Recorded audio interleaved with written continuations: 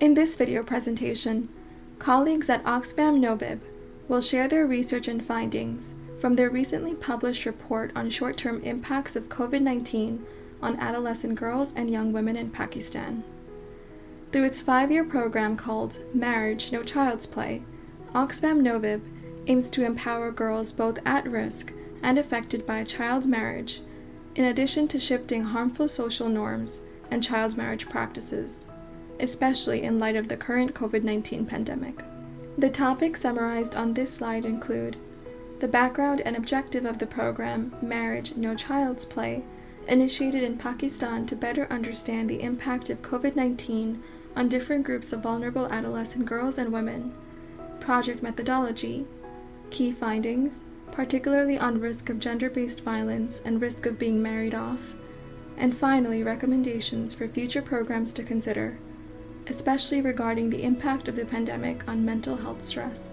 But briefly, the Marriage No Child's Play project, it was part of the More Than Brides Alliance, which is an alliance between Save the Children Netherlands, which is the lead organization, Oxfam Novib, CIMAVI, and the Population Council. It was a 5-year program, and it actually just ended in December 2020. So we're just in the wrap-up phase till now.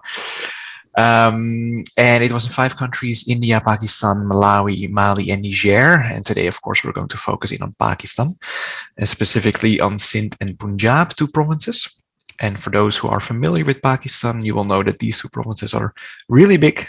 So in those 2 provinces, we focus as a program on 2 districts, which is a bit in the south of Punjab and in the interior Sindh. So it's quite close to each other.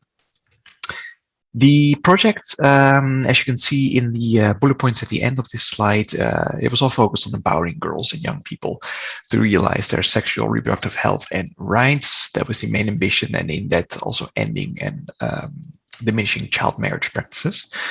We focus, in a sense, on 3 key pathways that are summarized, in a sense, in these 5 bullet points that you see at the end.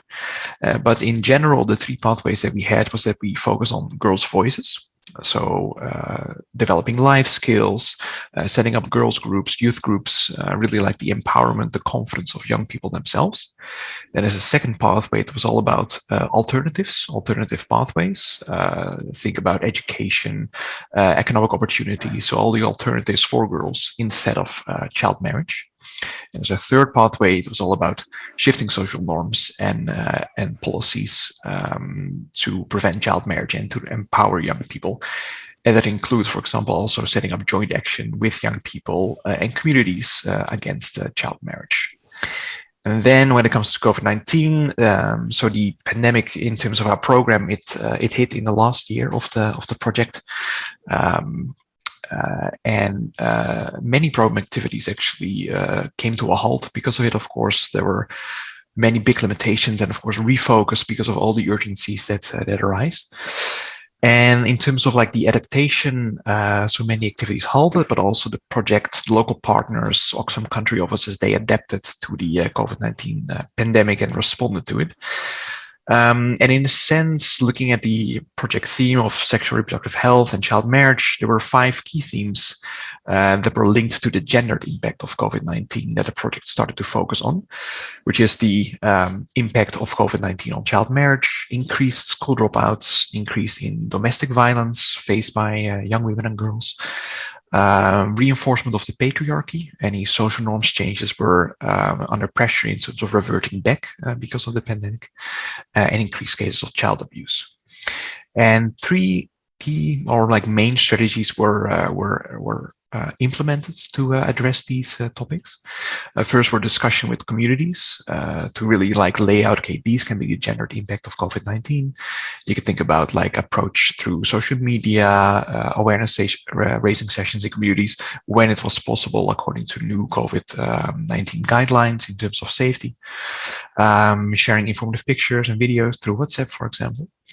And the second one was using and working with those young people in the youth groups and the girls clubs that were set up. A really effective entry point in terms of disseminating messages to young people, using their own phones or, for example, in the case of many young girls, like phones of family members. Not always the internet access is unfortunately there. And lastly, also very interesting, there was a campaign used on rickshaws. to spread COVID-19 messages. And also wall murals were painted to reach community members without access to technology, for example. We wanted to better understand what are the short-term impacts of the COVID-19 pandemic on women and girls in Pakistan. And basically, we identified 5 priority outcome areas, which include education, unpaid care work, the perceived risk of gender-based violence, the perceived risk of being married off, and mental health stress. And what we wanted to do was analyze which groups of girls are likely to be hit harder by the pandemic on each of these 5 outcome indicators. And we also assessed whether girls participating in the Marriage No Child Play project and girls not participating in the project, whether they were impacted in the short term in a different way. And the methodology basically has 2 components. The first component was a literature review, where we identified characteristics that might explain a differentiated impact between different types of girls, so to say. And then we did a quantitative analysis in which we tested these assumptions. So we tested what characteristics of girls might influence the impact on their education, unpaid care work, the 5 outcome areas that I mentioned before. So we have these 5 outcome areas, and in the short term, the largest impact of the pandemic was on the area of mental health stress.